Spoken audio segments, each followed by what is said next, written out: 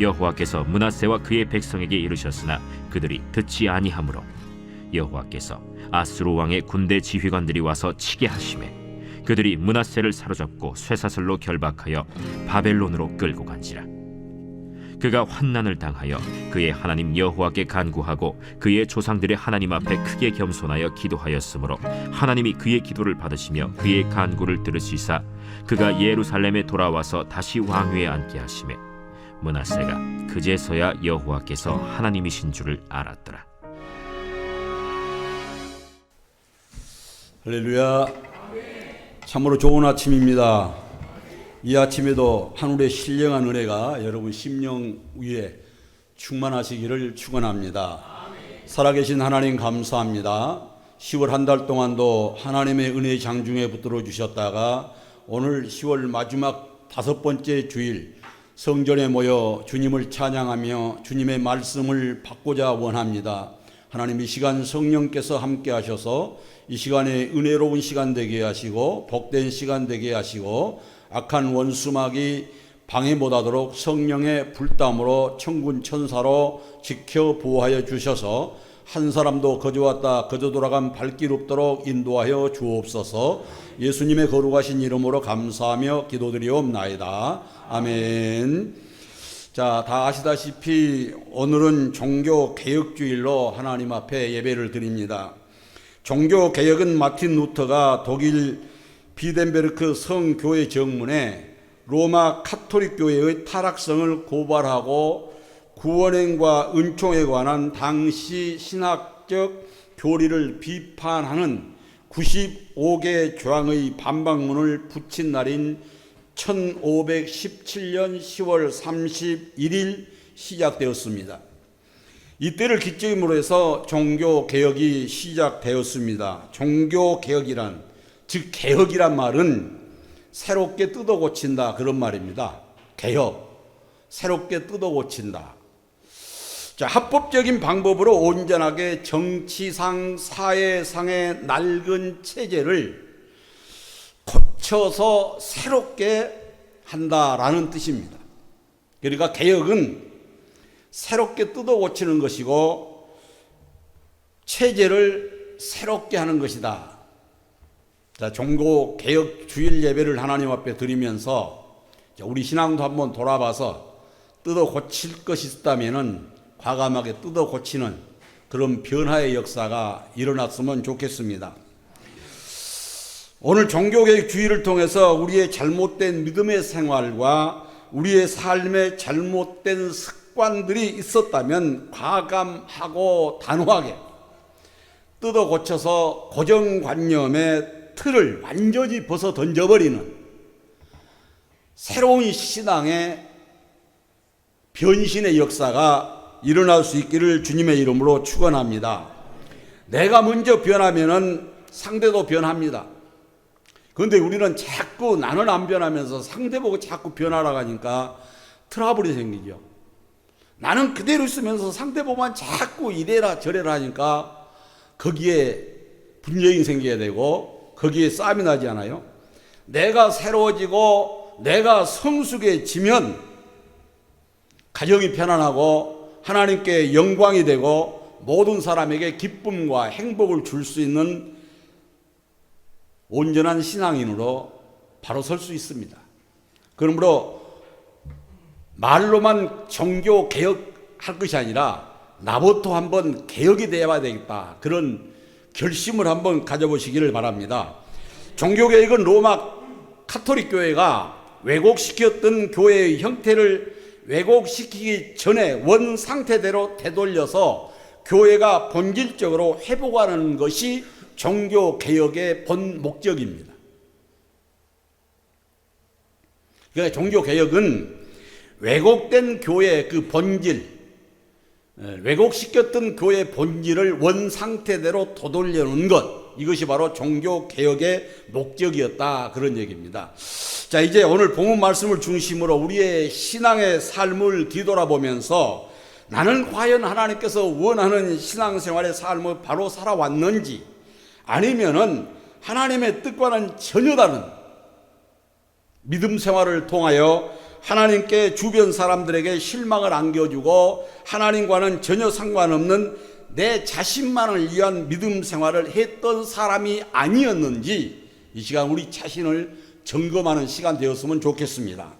자, 그래서 잘못된 부분이 있다면 정말로 옛 모습 과감하게 던져 벗어버리고 실제로 우리 신앙의 개혁을 이루어서 종교 개혁의 그 기치를 들었던 마틴 루터처럼 오직 하나님의 은혜 안에서 오직 하나님의 말씀으로 믿음이 성숙되어져서 하나님께 영광 돌리는 귀한 삶을 사는 저와 여러분 될 수 있기를 주님의 이름으로 축원합니다.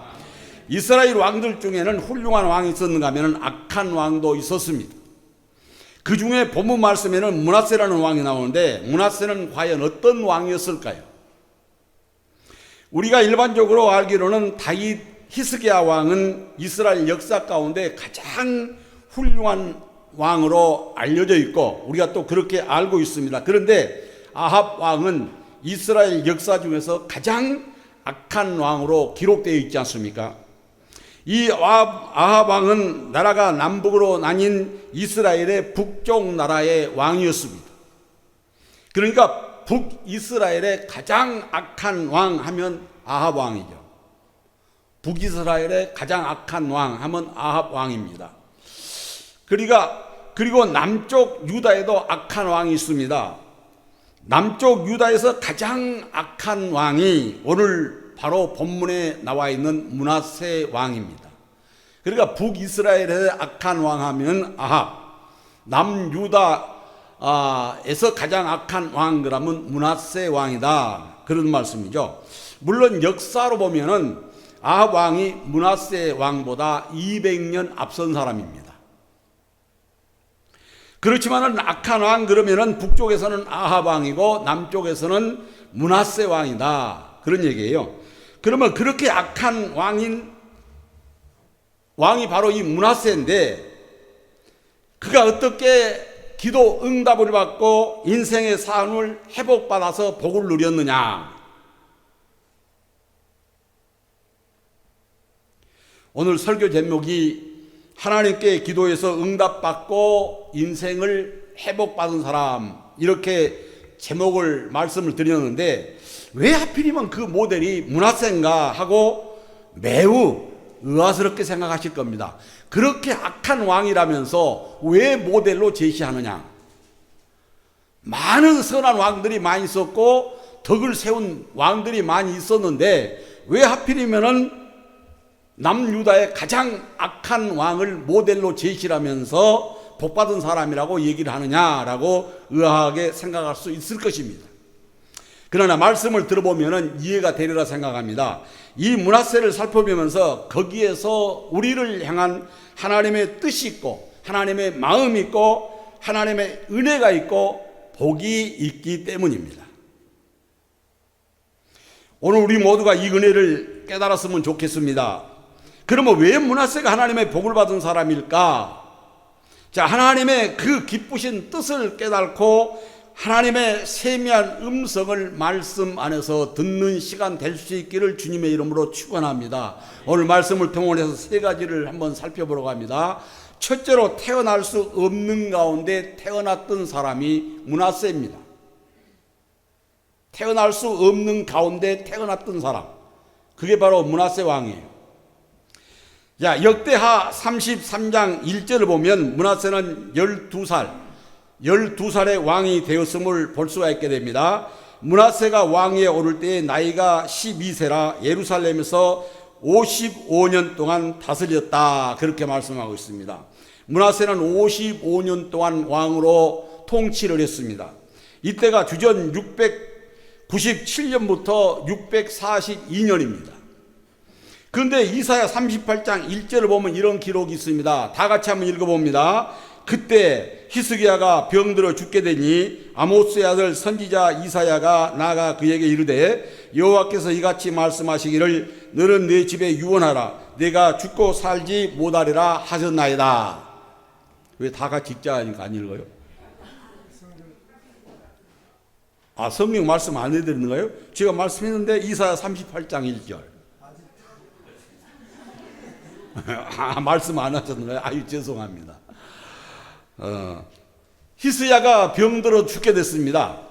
자, 그때 하나님은 이사야 선지자를 히스기야에게 보내서 이제 너는 죽을 테니까 너희 집에 유언을 남겨라, 그렇게 얘기를 하는데, 그 얘기를 들은 히스기야가 바로 벽을 향하여 무릎을 꿇고 통곡하면서 진실과 전심으로 하나님 앞에 기도의 응답을 받는데 바로 생명을 15년 연장을 받았습니다. 그런데 성경을 보면 히스기야는 25세 25살에 왕이 됩니다. 그리고 죽음을 선고받을 때가 왕이 된 지 14년째 되던 해였습니다. 자, 열왕기하 18장 1절로 2절을 같이 한번 읽어봅니다. 열왕기하 18장 1절로 2절입니다. 저 모니터 보면 다 나오잖아요. 자, 이스라엘 왕 엘라의 아들 호세야 제3년에 유다 왕 히스기야의 아들 히스야가 왕이 되니 그가 왕이 될 때에 나이가 25세라. 15년 생명을 연장받아 29년을 왕위에 있었습니다. 그런데 므낫세가 12살에 왕이 되었습니다. 그러니까 므낫세는 히스기야가 왕위에 있는 지 14년째 되던 39살에 죽어버렸다면 태어나지 못할 뻔한 사람이에요. 그러니까 히스기야가 병들어서 죽었다면 므낫세는 태어나지 못했을 텐데, 히스기야가 하나님 앞에 간절히 기도해서 생명을 15년 연장받고 난 다음에 기도 응답으로 태어난 사람이 므낫세예요. 그러니까 복받은 사람 아니에요? 태어날 수 없었던 사람인데 하나님의 은혜로 태어난 사람입니다. 그래서 복받은 사람이다, 그런 얘기예요. 그랬을 뿐만 아니라 태어난 것만 해도 복인데 왕까지 되었지 않습니까? 그러니 므낫세는 태어날 수 없는 가운데 태어났고 왕이 되었으니 복받은 사람입니다. 복받은 사람이에요. 사실 우리 한 사람 한 사람 얼마나 소중합니까? 과학적으로 봐도 한 사람이 태어나려면은 3억 개의 정작 가운데 1개, 200만 개 난자 가운데 1개, 이 2개가 만나서 임신이 된다고 얘기하잖아요. 정자 300억 개, 3억 개, 난자 200만 개. 그 가운데 하나씩이 만나서 임신이 된다고 얘기를 합니다. 그 확률이 수조분이라고 얘기를 하죠. 그러니 우리가 태어난 것 자체가 복이고 사는 것 자체가 복 아니겠습니까? 그런데 그리스도인들인 우리는 더합니다. 더 복받은 사람들이에요. 왜냐? 자, 에베소서 1장 4절로 5절 읽어보면 이해가 갑니다. 곧 창세전에 그리스도 안에서 우리를 택하사 우리로 사랑 안에서 그 앞에 거룩하고 흠이 없게 하시려고 그 기쁘신 뜻대로 우리를 예정하사 예수 그리스도로 말미암아 자기의 아들들이 되게 하셨느니라. 창세 전에 우리를 택하여 하나님이 자녀로 삼아주셨다라는 겁니다. 우리가 뭐라고 창세 전에 이미 택해서 자녀로 삼아주시겠습니까? 그러니 복받은 사람들 아닙니까? 또 창세기 1장 26절을 보면 이렇게 말씀합니다.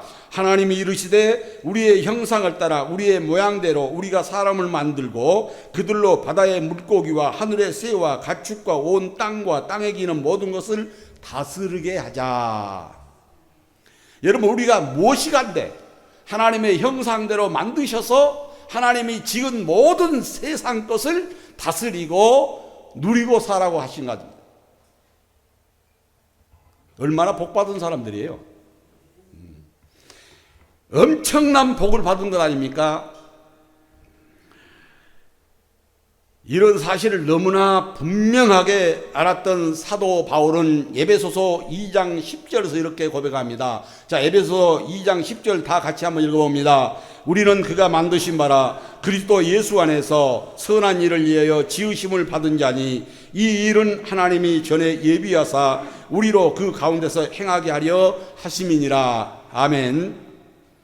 하나님이 우리를 아름다운 걸작품, 예술품으로 만들어서 세상에 살게 하시고 또 성령님을 보내주셔서 우리를 인도하시고 지켜주시고 보호하시고 복을 주신 하나님이라는 거예요.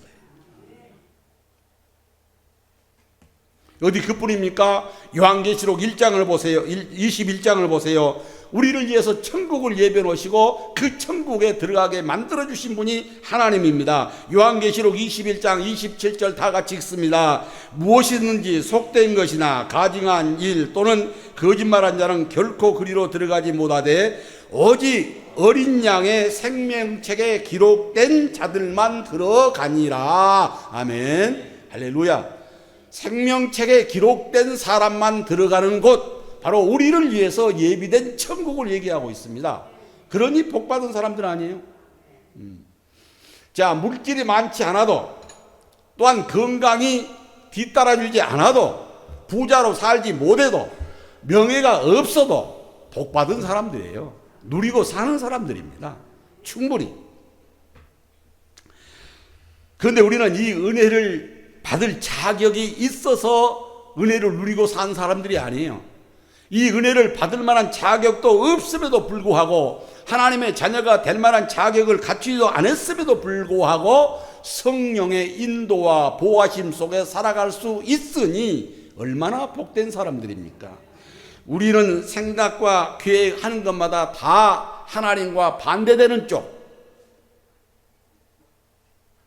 하나님이 싫어하고 하나님과 멀어지는 쪽만 선택해서 살아가려고 하는 사람들이 우리 아니에요? 하나님의 뜻대로 산다고 하지만은 사실 속마음은 하나님과 거리가 먼 관계로 살아가는 사람들이 우리들 중에 많아요.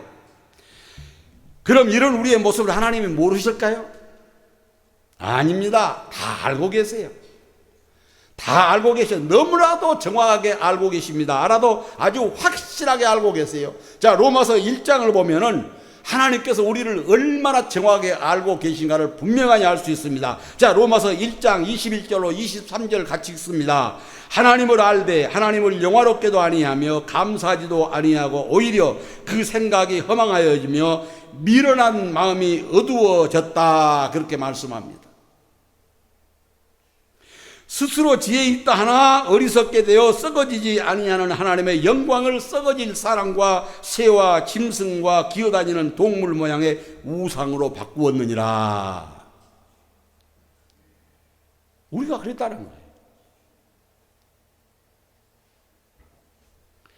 또 로마서 1장 28절로 31절에서 이렇게 말씀합니다. 또한 그들의 마음에 하나님 두기를 싫어하며 하나님께서 그들을 그 상실한 마음대로 버려두사 합당치 못한 일을 하게 하셨으니 곧 모든 불의, 추악, 탐욕, 사기, 악독이 가득한 자요, 수군수군하는 자요, 비방하는 자요, 하나님께서 미워하는 자요, 능욕하는 자요, 교만한 자요, 자랑하는 자요, 악을 도모하는 자요, 부모를 거역하는 자요, 우매하는 자요, 배약하는 자요, 무정한 자요, 무자비한 자라고 말씀을 하고 있는 것을 볼 수가 있게 됩니다. 우리 인간이 이렇게 악하다는 거예요. 이렇게 하나님의 뜻과는 거리가 먼 삶을 살고 있는 것이 우리라는 것입니다. 하나님은 우리를 정확하니 알고 계신다, 그런 말씀이죠. 그럼에도 불구하고 창세 전부터 택하여 아름답게 지어주신 하나님의 은혜 안에서, 또한 천국을 준비하시고 계신 그 하나님의 은혜 안에서 복되게 살아가고 있는 것이 저와 여러분입니다. 그러니 우리는 돈이 문제가 아닌 사람들이에요. 그러니 우리는 명예가 문제가 아닌 사람들입니다. 그러니 우리는 건강이 문제가 아닌 사람들이에요. 그러니 우리는 주님 한 분이면 충분한 사람들이에요. 그러니 우리는 주님 한 분이면 다 되는 사람들입니다. 주님 한 분이면 다 되는 사람들이에요. 우리 주님이 우리의 삶의 자원이다, 그런 얘기입니다. 주님이면 다 됩니다. 주님이면 충분해요. 그런데 우리가 그렇게 생각하지 않고 사는 이유가 무엇일까요? 주님의 마음, 주님의 계획과 은혜를 모르고 살기 때문에 그렇습니다. 주님의 마음과 주님의 계획과 주님의 은혜를 확실하게 안다면 돈이 문제가 아닌 사람입니다. 명예가 문제가 아닌 사람으로 삽니다. 주님 한 분이면 다 된다라고 생각하고 사는 사람이에요. 주님 한 분이면 충분하다라고 생각하는 사람입니다.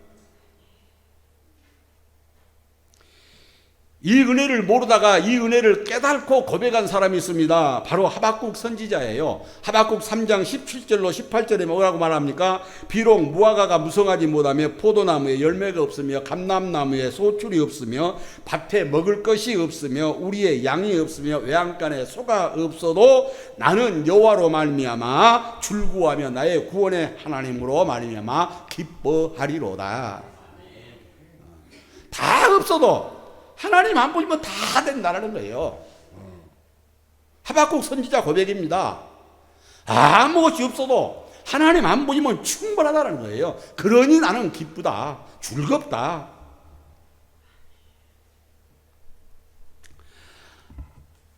이런 믿음을 하나님이 원하십니다. 이런 믿음을. 하나님은 이런 믿음을 원해요. 이런 믿음 갖기를 원하십니다.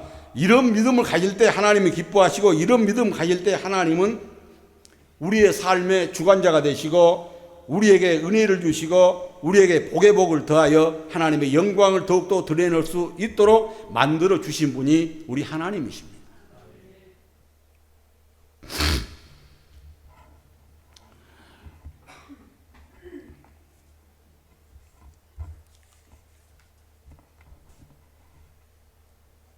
그렇습니다. 므낫세는 태어날 수 없는 가운데 태어났고 왕이 될 수도 없는 가운데 왕이 됐어요. 태어날 수 없는 가운데 태어났으니 왕이 됐습니다. 우리도 마찬가지 아니에요?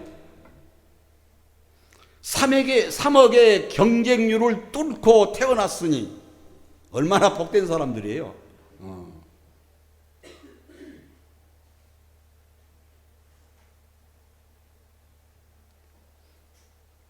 저도 까치때 잘못했으면 못 태어날 사람이었는데 저희 어머니가 내 위에 유산을 하고 나셔서 제가 들어섰답니다.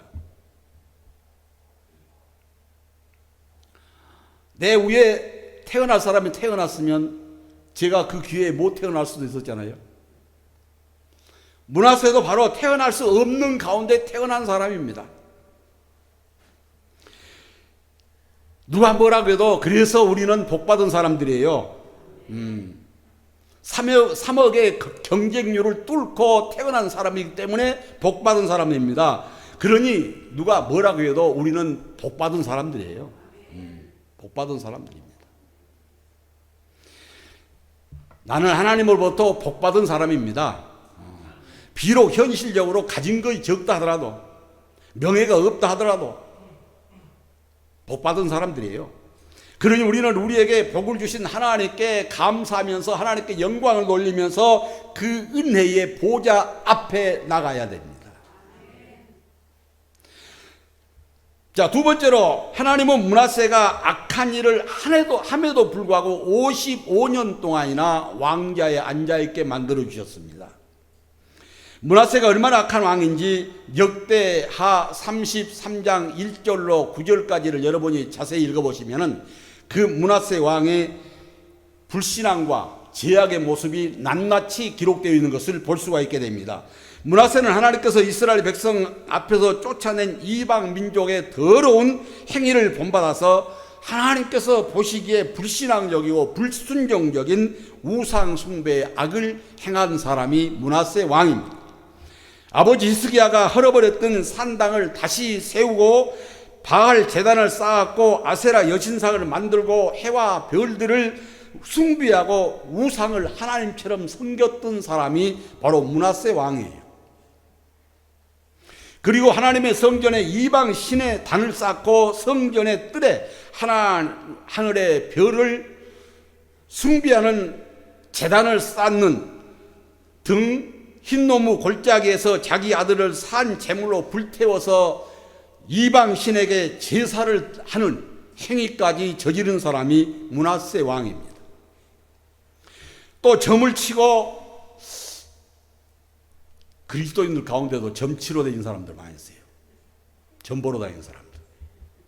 운세 보러 다니고. 근데 이 므낫세가 그랬어요. 므낫세가 점치러 다니고 마술, 요술 행하며 영매, 점쟁이를 찾아다니는 그런 불신앙적인 온갖 악행을 저지른 사람이 므낫세 왕입니다. 그뿐 아니라 므낫세는 자기가 직접 새겨서 만든 우상을 하나님의 성전에 세웠어요. 하나님 앞에 제사 드리는 그 성전에다 자기가 직접 우상을 만들어서 세워놓기까지 하는 그런 불신앙적인 악한 왕이 므낫세입니다.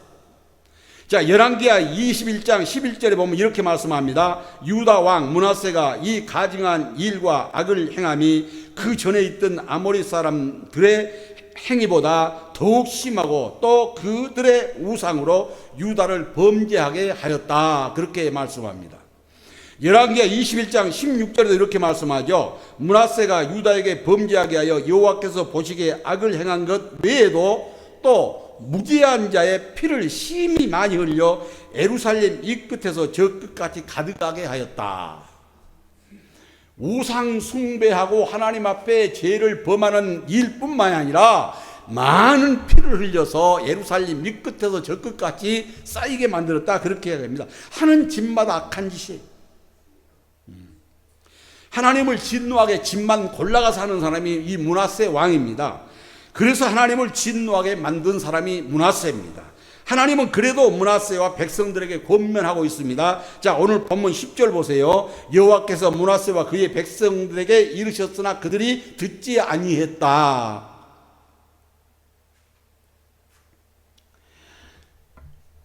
징벌을 내려서 왕위에서 끌어내릴 만도 하고 죽일 만도 하심에도 불구하고 하나님께서는 므낫세와 그의 백성에게 이르셨으나, 그러니까 타일렀다, 권면했다, 그런 얘기예요. 돌아와라, 악을 버려라. 그럼에도 불구하고 듣지 않았다, 그런 얘기입니다. 이렇게 권면해도 듣지 아니하고 자기 좋은 대로 행한 사람이 바로 므낫세입니다. 근데 놀라운 일이 있습니다. 이럼에도 불구하고 그 왕위를 보존시켜줬다는 거예요. 55년 동안이나 끌어내리지 않았어요. 사람 같으면 끌어내려 죽이기도 했을 텐데 하나님은 참고 묵묵히 견뎌 주시는 분이 하나님입니다. 그렇게 악을 행하는 므낫세를 왕의 자리에서 끌어내리지 않습니다. 징계하지 않습니다. 하나님은 그렇게 하시지 않으시고 오래 참고 기다려주시고 변하여 하나님이 사람이 되어 하나님을 찾고 하나님을 경외하는 신앙인의 회복을 찾을 때까지 기다려주셨습니다.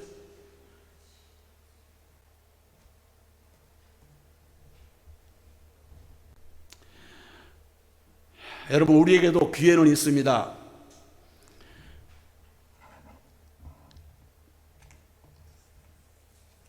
주어진 기회를 놓치면 안 됩니다. 므낫세 한 사람 때문에 온 나라의 죄가 가득하고 악이 넘쳐나는데 하나님은 어찌 보면은 침묵하고 계셨습니다. 정확하게 말해서 하나님은 침묵하시는 것이 아니라 참고 계시는 겁니다. 우리도 마찬가지예요.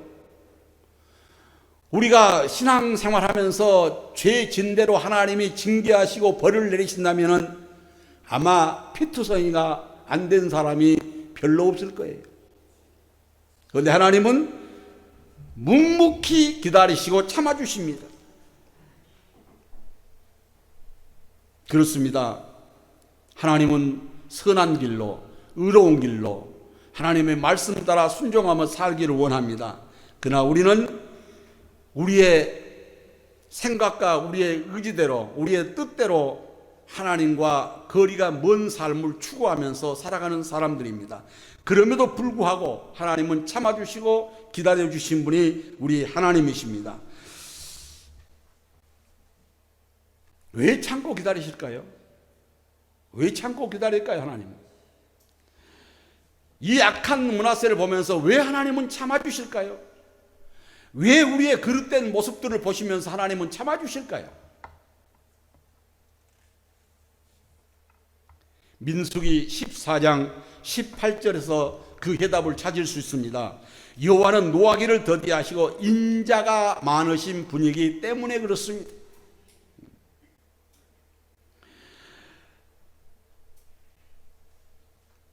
하나님은 노하기를 더디하시고 인자가 많아서 죄악과 허물을 사하시는 분이기 때문에 그렇습니다.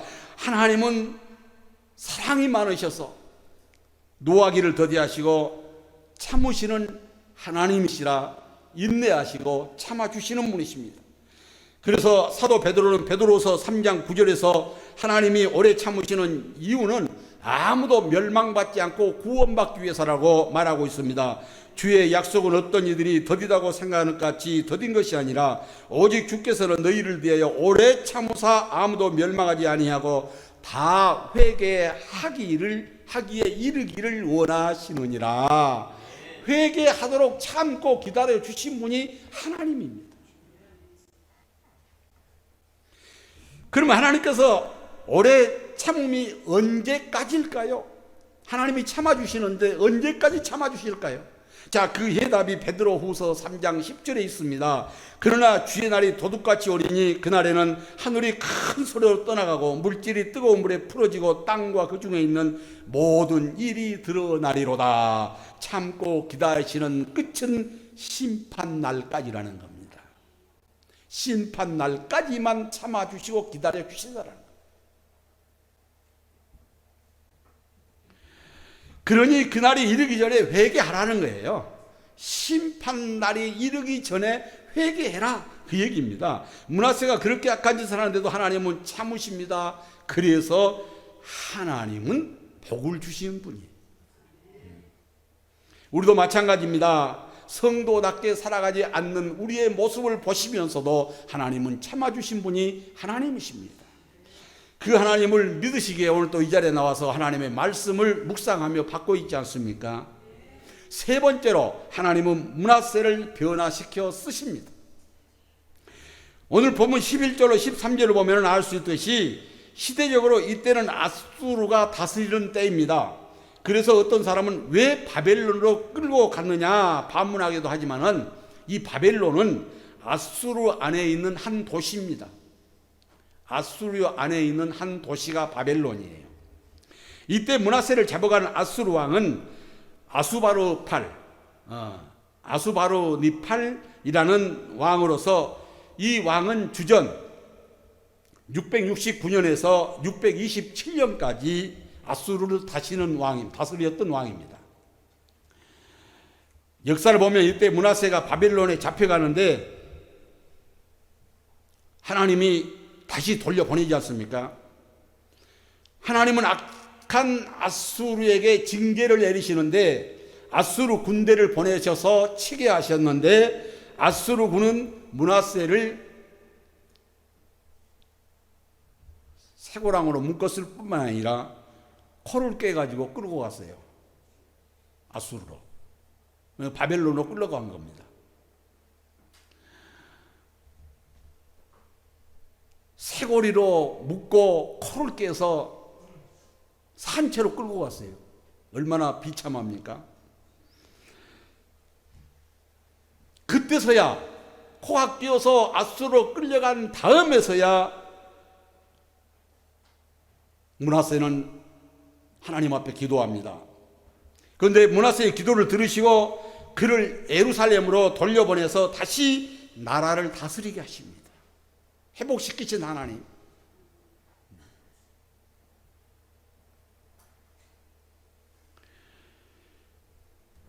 왕위를 다시 회복시켜 주신 하나님입니다. 그제서야 므낫세는 하나님께서 정말로 하나님이신 것을 깨닫게 됩니다. 그 후 므낫세는 15절로 16절에 보니 이렇게 말합니다. 이방 신들과 여호와의 전에 우상을 제거하며 여호와의 전을 건축한 산에와 예루살렘에 쌓은 모든 제단들을 다 성 밖에 던지고 여호와의 제단을 보수하고 화목제와 감사제를 그 제단 위에 드리고 유다를 명령하여 이스라엘 하나님 여호와를 섬기라 하였더라. 예배가 회복됐습니다. 신앙이 회복되고 예배가 회복됐어요.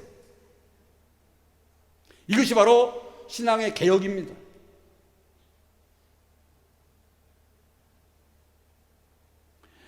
모든 우상을 다 깨부시는 개혁, 이 개혁을 통해서 므낫세가 새롭게 태어나고 바로 신앙이 예배가 회복됐다는 사실입니다. 그리고 진심으로 그는 하나님을 섬기는 하나님의 사람이 됩니다. 이렇게 므낫세가 변화됐습니다.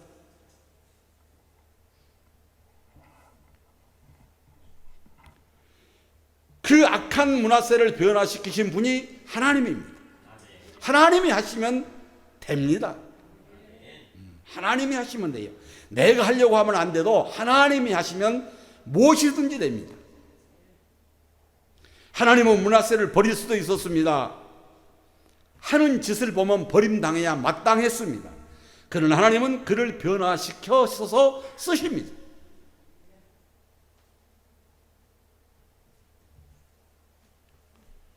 어떻게 쓰십니까? 개혁의 도구로 쓰시잖아요.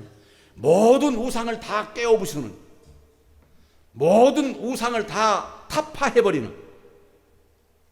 자, 우리도 마찬가지입니다. 우리도 신앙의 모든 장애물은 과감하게 버리고 벗어버리고 던져버리고 새로워져야 됩니다. 그럴 때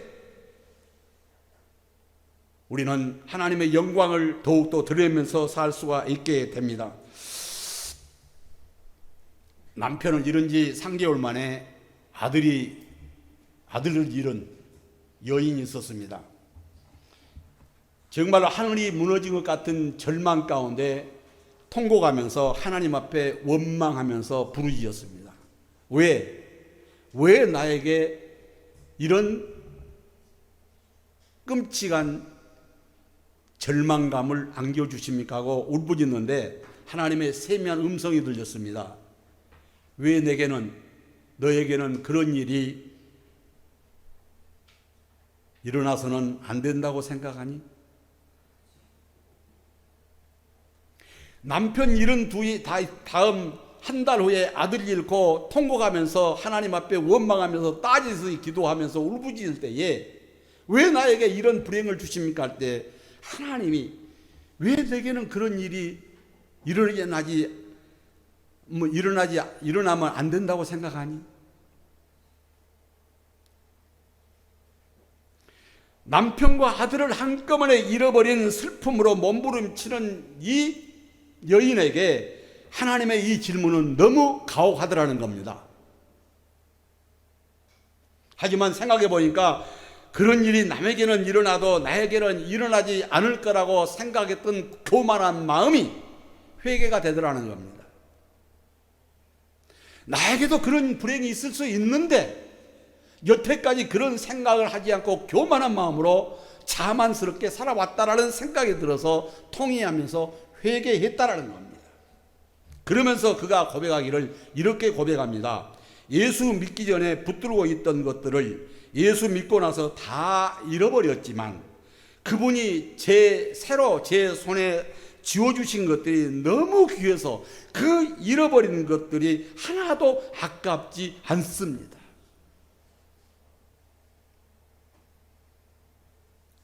사람이 새로워지려면 이렇게 새로워져야 돼요. 달라지려면 이렇게 달라져야 돼요. 변모하려면 이렇게 완전히 변모해야 됩니다. 변모하기 전에는 붙들고 있었던 것이 다 귀한 걸로 생각했는데 깨닫고 보니까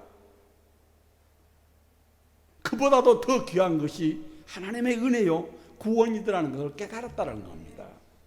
이 얘기는 조정민 목사님의 하나님의 뜻은 무엇인가라는 책에 기록된 내용입니다. 하나님의 뜻은 무엇인가?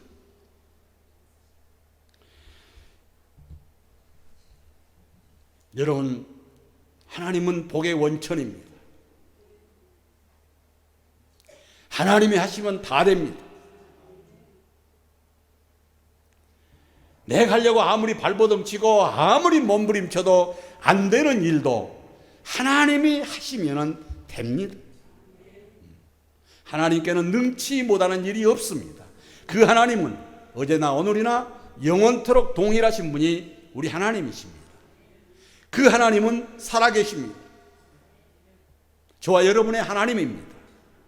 그 하나님은 므낫세에게 회복시켜주고 복을 주셨을 뿐만이 아니라 우리에게도 이렇게 주시고 누리기를 원하신 분이 우리 하나님이라는 사실을 믿으시기를 주님의 이름으로 축원합니다. 자, 오늘 말씀 생각하면서 함께 기도합니다. 인생의 삶의 실패 가운데 처한 므낫세를 하나님께서 기도하여 응답받아 절망 가운데 삶의 회복받아 복을 누리고 살았듯이 우리 역시 삶의 절망이 찾아왔다 하더라도 이 시간 하나님 앞에 간절한 마음으로 마음문 열고 기도함으로 므낫세가 받았던 복을 받아 누리는 여러분 될 수 있기를 간절히 소원합니다. 살아계신 하나님 아버지 감사합니다.